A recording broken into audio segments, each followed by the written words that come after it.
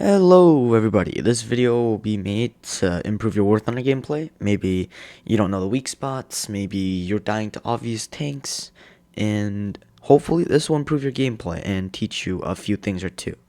Now, disclaimer, these tips will not instantly make you some god that will drop nukes every other match or get consistently 5+ kills. Although it may help you, the best thing to do is just play the game and learn from experience, because that's what I did and that's where you get these tips. Without further ado, I hope you learned something cool.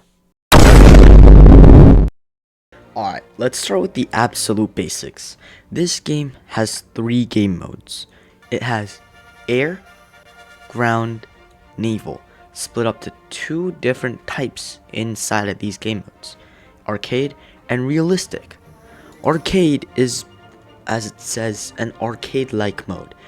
It teaches you where to shoot.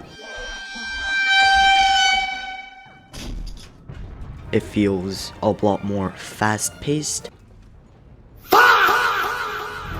because it's a lot less realistic, and it's just a good start when you're a beginner. So let's say I just started the game and all my tanks are 1.0 at the very bottom. You might want to play a few ground matches to look where you want to shoot and learn some maps, positioning, all that stuff. Now, as you go up the tiers, maybe starting from 2 to 3.0, you want to start going away from arcade and starting realistic, where you start to learn how the game actually works. You start to naturally learn weak spots, map positioning, and just how the tanks look. Now, let's go back.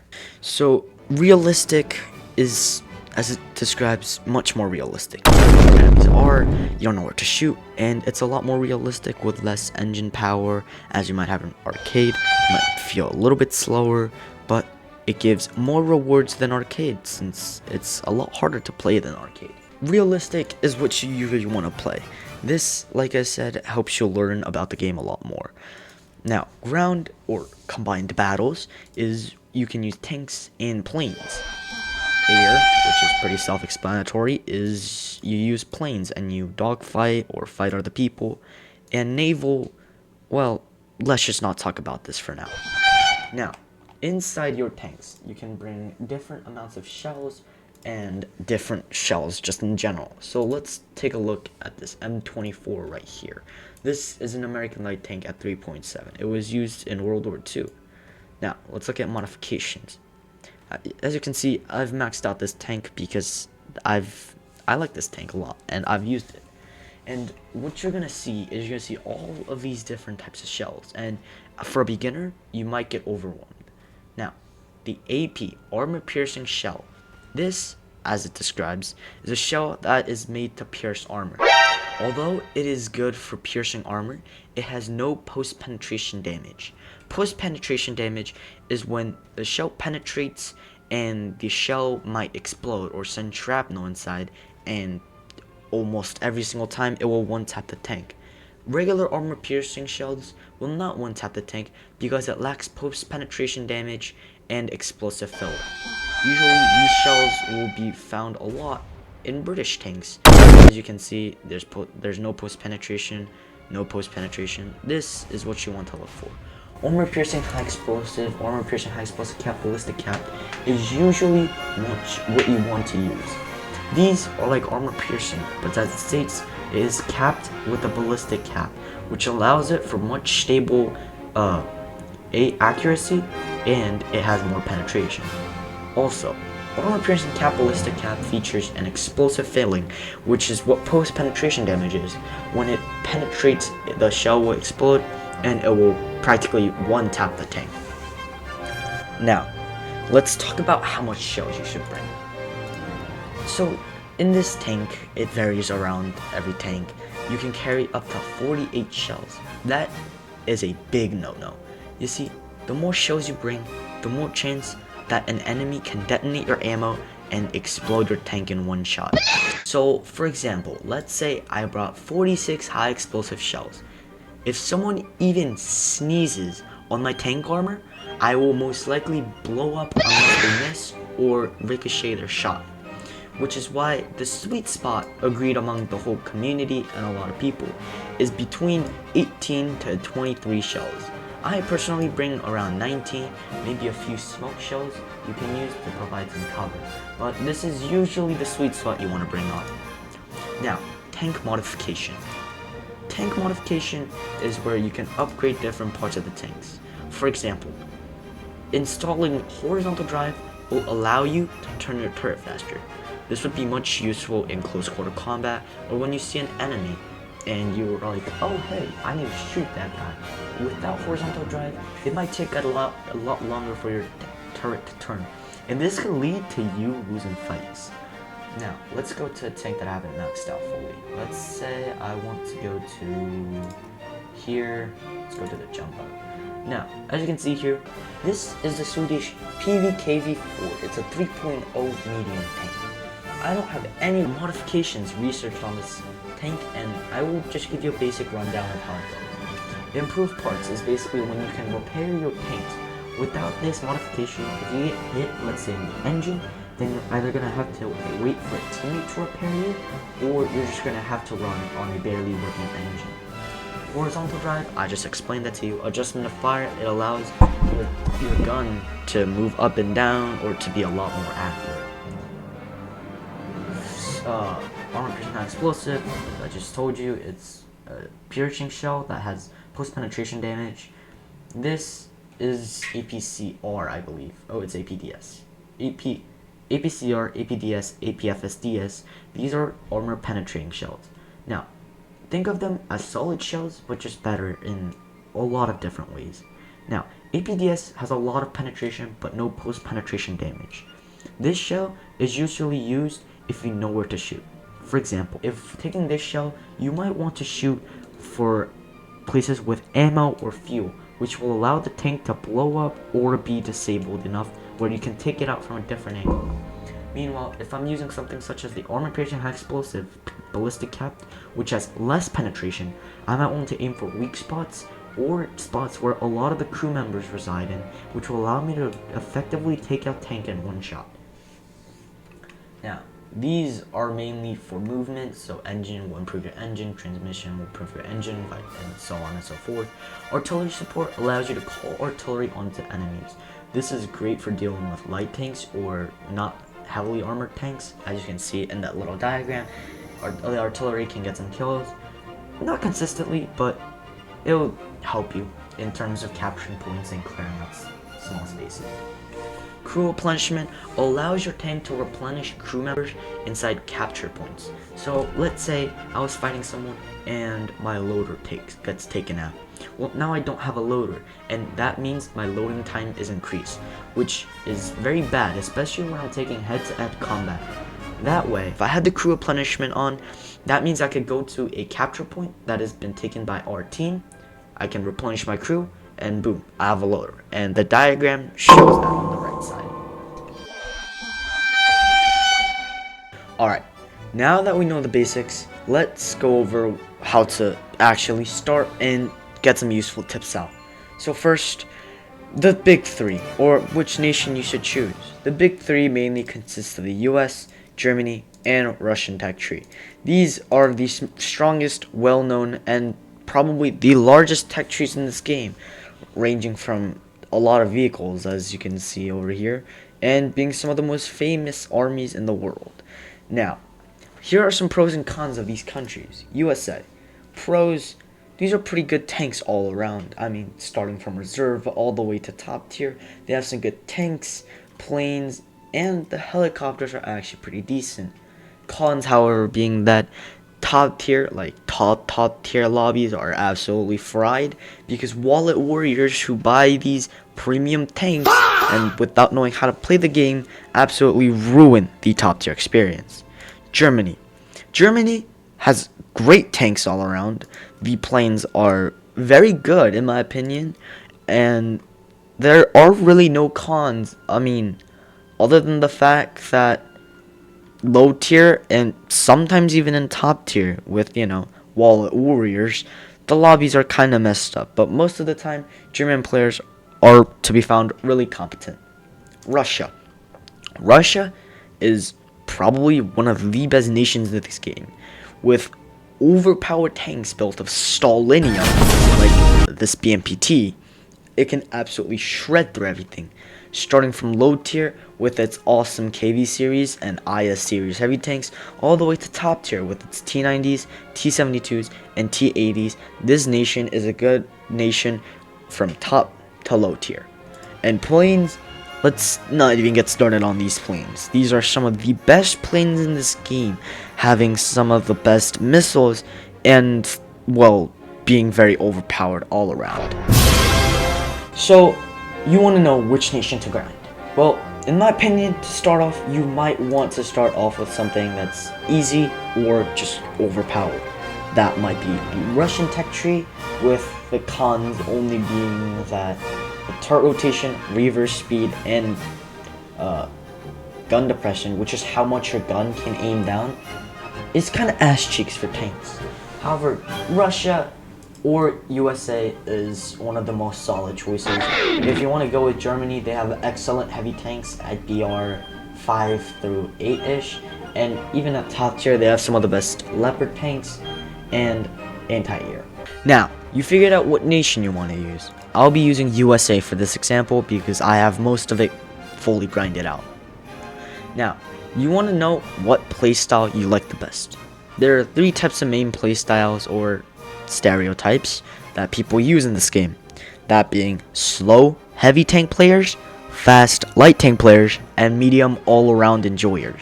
Now, light tank enjoyers, these are the ones that do the flanking, point capturing, and just a lot of killing when they get a good flank.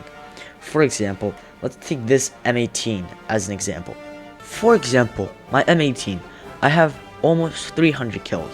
Now, this isn't a lot in terms of how many kills I have on vehicles. For example, my top tier tanks have more kills. However, when I can get a good flank, I can get somewhere from 2 to 8 kills. Now, this can do a lot of heavy lifting and matchmake deciding when it comes to what team gets to the point and has superiority over the middle of the map. Now, heavy tank enjoyers.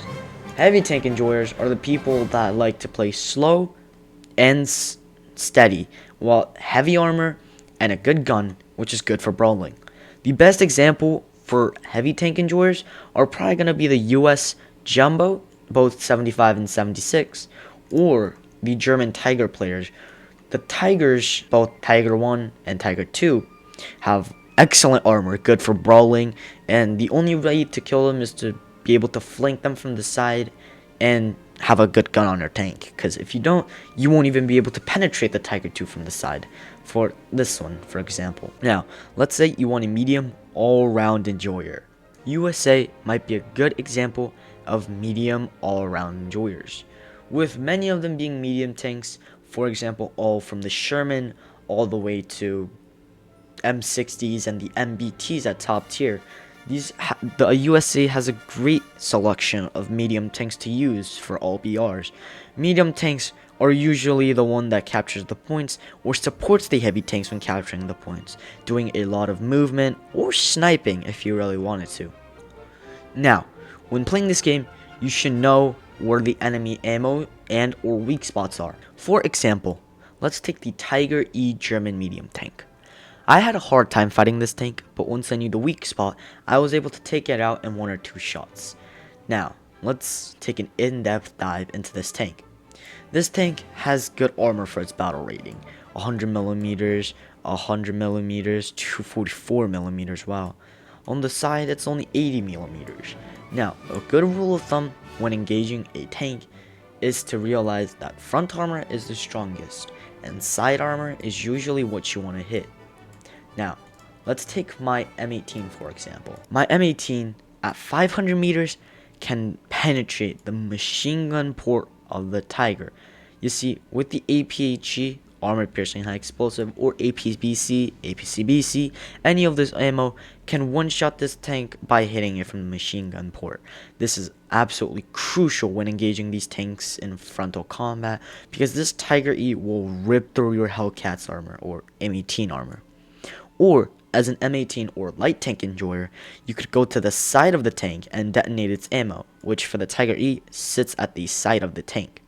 This allows you to effectively one-shot the tank without any further consequences. Now, know what you have and what your enemy has. So for example, let's say I'm engaging from the front and I didn't know that the driver's hatch or the machine gun port was a weak spot. You want to know where to shoot. I would be in big trouble if I faced this and I didn't know where the weak spot was. So let's say I shot it right here. 284 millimeters of armor. Bam. That did absolutely nothing. That Tiger would now see me. He would one-shot me because, like I said, the M18 has a light tank and this light tank has absolutely no armor. Also, I just can't reiterate how much it is important to know your weak spots. Like, let's say I shot the Tiger right here, where you can take it out by detonating its ammo and absolutely destroying the crew. Now, you should also know your weak spots. Let's say you were the Tiger E and your enemy was the M18. You want to know what your weak spots are so you will be able to expose or not expose your areas. Now, let's say you were engaging the M18. The M18 is ready to shoot at you and you just saw him. Now, in the Tiger E, what you want to do is you want to angle it. You see, angling your armor allows you to give your armor much more millimeters, allowing it to stop shells that would usually be able to penetrate you. So for example, let's say the M18 was in front of me. He would be able to penetrate this frontal armor and a little bit of this turret, maybe in the machine gun port if he was able to aim it correctly. Now, let's say I angle my tank, let's say 40 to 45 degrees. He is unable to penetrate me on the side armor, maybe penetrate me on the turret, maybe right here. Lastly, for this segment of the video, I want to cover crew training points. How to access this component or part of your tank, you just press this little under spot and you press crew training. Now, crew training allows you to upgrade your tank and crew. For example, let's go to my loader. I can upgrade the Keen Vision upgrade. This allows my tank crew to see further and engage enemies that are further away. Or maybe I want to go to radio operator, where I am able to increase the artillery targeting accuracy, which allows for more accurate artillery, or artillery calling time, which decreases the time for which the artillery takes to impact. Now, you usually want to focus on your main top three, which are the driver, gunner, and loader. These members of your crew are crucial to engage in tanks. Driver allows you to drive in and out of cover or away from enemies if you have to.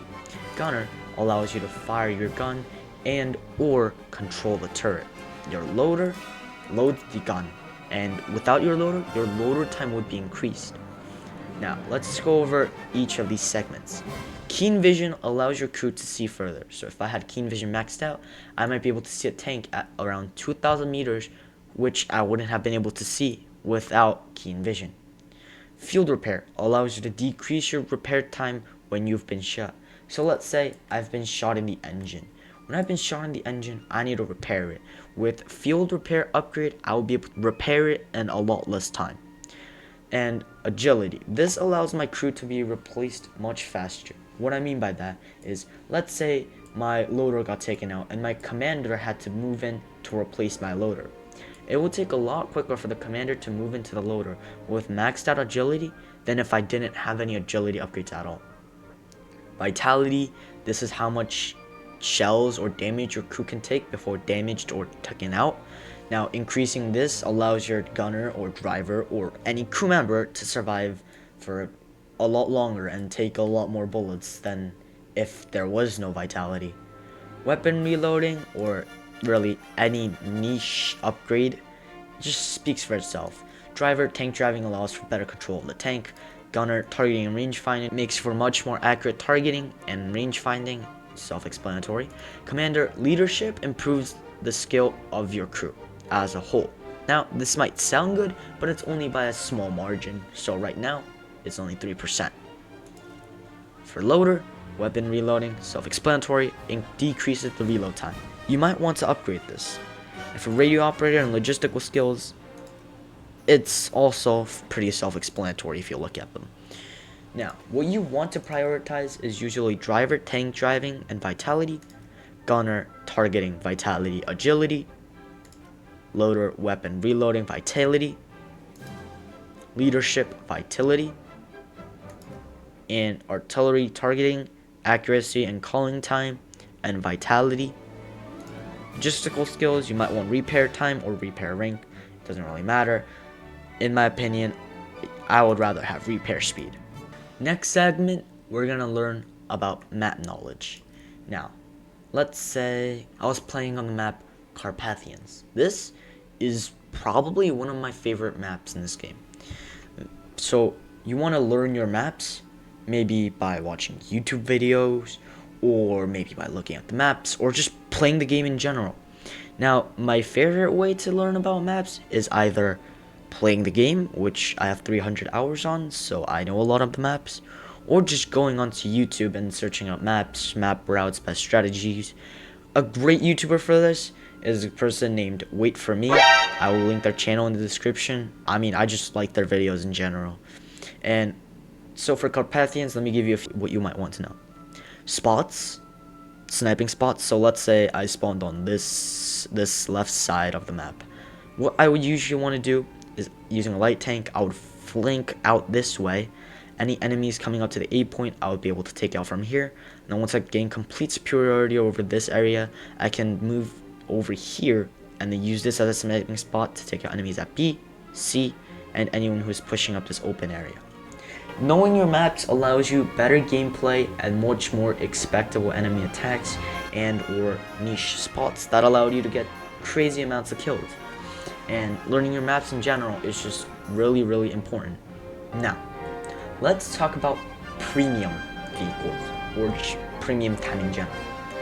Let's talk about premium vehicles first. Premium vehicles are tanks you can buy depending on what tier you want for real money or golden eagles, which is just money currency. Now, I know what you've heard. Premium tanks are overpowered. Buy them with top tier. No, don't do that unless you know how to play the game. I myself is level 55. I'm not that good at this game, but I know how to play at top tier. I know how fast paced it is. I've played up until 8.0 until I got my first premium, and although I wasn't the best, I was able to consistently drop 2 to 5 kills. My biggest tip for using premium vehicles is don't buy them in general. $80 for a tank on a video game is just not a great deal unless you know how to play this game and you just want one for the extra research. If you want to buy a premium tank and you just want to spend your money for some reason, then just buy a mid-tier premium. So a good example of that would be the T-58, the German Term 3, the Russian BMD, all around good light tank, and so on and so forth. And you can just search this up on Google, YouTube, what is the best premium for grinding. Although they might say a top tier tank, usually you just want to find something at mid tier. That way you're not getting constantly put up with people with thousands of hours or just much more overpowered tanks than you. Same goes with planes. Now, for planes is a different story. Jet fighting with missiles and fighter jet fighting with afterburners and missiles is completely different stories. This is a lot more advanced and fast-paced compared to just jets, because they have much more engine power and afterburners that allow them to break the speed of sound. If you really wanted to buy a premium plane, you might want to opt with something at top tier. Now, why would I say this even after saying that buying top tier planes and tanks are bad? Well, that's because jet fighting is extremely hard to play, in my opinion at least. And with slow jets and almost no countermeasures, you will probably die every time to jets that you don't even know how it works. So go to top tier. Top tier has countermeasures and a lot of tutorials on how to play. For example, you can just watch a 30-second video on how to notch, and with a bit of practice, you can now notch some of the best missiles in this game. Or learning how to shoot missiles, you can just go into your controls, switch some options, learn some strategies, and that's all you have to do. Although you can say the same for top tier ground, it's not always the same because of the vast amount of maps, enemies, and teams that you can get. On air, maps don't really matter because you're in the air. You're not really traversing through terrain. All in all, if you want to buy a premium ground, just get something at mid-tier. If you want something for air, to grind out the air tech tree, just get something at top tier, but make sure to learn before you start playing. Now, here's some common beginner mistakes that I always see my friends do and my teammates in general. Common mistakes. Let's start with not driving out to open fields or the highest points of the map. Why do I say this? Open fields, I think it's pretty self-explanatory. You can just get picked out by a tank destroyer 1,000 meters away from you, hiding in the bush that you probably weren't able to see, but they were able to clearly pick you out since you were in an open area. Don't go in high exposed places. Now, high places are usually great for sniping. They're usually able to have a high vantage point across the whole map, and you can get a few cheeky kills in throughout the game. However, make sure that if you have a high map, it has two things: cover, and it's inside the map. Why do I say inside the map? That's because many high vantage points are outside map boundaries and it will destroy your vehicle instantly. And what you have to do usually is you have to pop out of cover for a few seconds, and that few seconds could get you killed. Secondly, now that we're talking about being killed in open areas, you want to have a lot of cover. This allows you to hide from the enemies and or just use it as bait. And you can also use it to not die to planes, because just because there isn't a tank coming for you, that doesn't mean there isn't a plane coming for you, shooting missiles, rockets, dropping bombs, using its guns, whatever. And getting killed by a plane is really frustrating, so maybe you would want a tree or two covering your block from above, but also a rock or a forest or a hill or a divot in front of you covering you from enemy fire. Rushing into points or areas with absolutely no prior knowledge or just warning / scouting. I see a lot of people do this. They rush onto the cap point, they look around for a few seconds, and they get killed by an enemy that was hiding by a bush 50 meters away from them. Now, this could easily be avoided by using two methods. The first one, if you're playing top tier or just high tier gameplay, light tanks or tank destroyers will usually come packed with a scout drone. This allows you to deploy a drone and look over the battlefield. Make sure you're not about to get shot by a tank that's bushed up like a little camper. Or a second method, and probably better for funny clips if you're trying to do them, use a friend or a teammate and say, hey man, you can go on the capture point before me, I'll allow you to take it. They go take it, and while they're being taken, they'll probably be shot by a tank, and you can use that guy as bait, walk up to the tank that killed them, and you can kill them, allowing you to gain a free kill most of the time and capture a point. This makes some pretty full moments, or just allows you to get onto the point without getting killed yourself. Last but not least, not looking or checking your surroundings. I see a lot of my friends do this, and what they usually do is they just drive. Now, there's nothing wrong with driving, but what you usually want to do in this game is to drive while looking. Let's say I'm driving to the capture point and I see something at a tree, or I just don't see anything, but I just keep driving. You don't want to do that. You want to make sure that if you're driving, then you look around using the free camera button. For me, this button is C. That was the default settings. It might be the same for you, but all you want to do is just keep looking around. Or you could use your binoculars, which for me the keybind is B. That was default settings, so it might be the same for you as well. Binoculars allows you to look around without adjusting your turret. Now, there is a way to adjust your turret using binoculars, which is useful if you're trying to get out of cover and shoot at somebody. However, binoculars allows you to get zoom and also be able to look free cam without adjusting your tank turret. Last but not least, let's go over some general tips that will help everybody if they didn't know these. So for the first tip, go to options, go to common battle settings, and you want to turn off sense of flight, camera shake, and turn on damage indicator scale to 100. Sense of flight, camera shake allows you to have much more smoother, but I would say unrealistic flight experiences. Although a lot of people want to have realistic flight experiences, when you're trying to grind or just have a dogfight, Your camera shaking 500 degrees to the left, right every 3 seconds is not usually the best way to help you out. Damage indicator scale turns up the damage indicator scale, as it says, and it allows you to pinpoint enemies who shot you better. This is great if they bounce, ricochet, non-penetrate, or just miss you, and you can track them and shoot them and hopefully take them out in one shot. Another setting you want to go through is ground vehicle battle settings. You want to turn off grass and tank sight. This allows you to scope in on a tank without having grass obstruct your view. And another thing you want to do is you want to change your sight settings. This allows you to have a much smoother and, if you want, a realistic experience. So let's say I was using the default setting. So let's take this Italian Leopard 2A7 HU as an example. On this reticle, there's some basic knowledge. Your rangefinder, which you will find here. Your how much distance, which you can use to calculate the distance if you don't have a rangefinder or can't aim your barrel up. And your crosshair, where the shell's going to end. This is pretty basic and just not the best thing you want to use, especially if you're using high velocity shells such as armor piercing fins, stabilized discarding sabo. All of these lines will be crunched up here, and anything underneath this crosshair here will literally be hidden by these aiming sights distancing. So rather than that, what you want to opt for usually is something like this. This is a custom sight. You can just put these together using the different types of shells it gives you. Like this one is a good one, but basically you can use these to make different sights that give you better and much smoother experiences. And now all the line reticles will be crunched up under where your crosshair is. Your laser rangefinder, or just rangefinder in general, is lined up in a smooth digital and pretty cool looking display over here.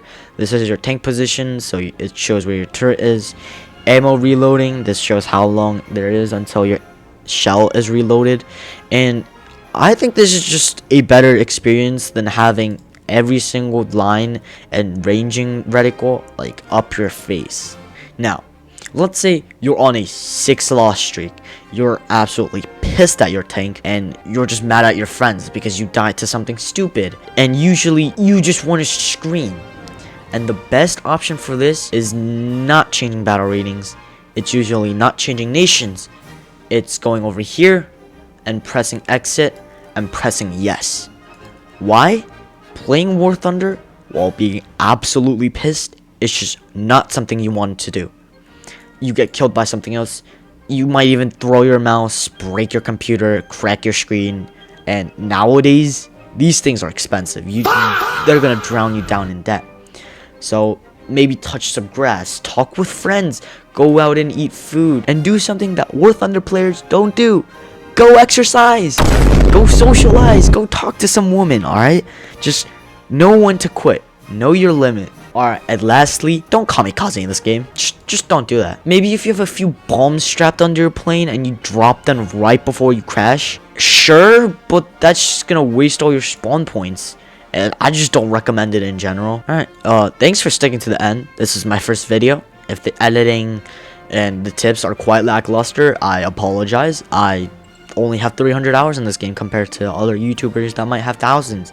But I mean, thanks for checking this video out. If you have any more tips that maybe I should include in a future video, just leave them down in the comments, or just have a good day, man. And like I said, thanks for dropping by.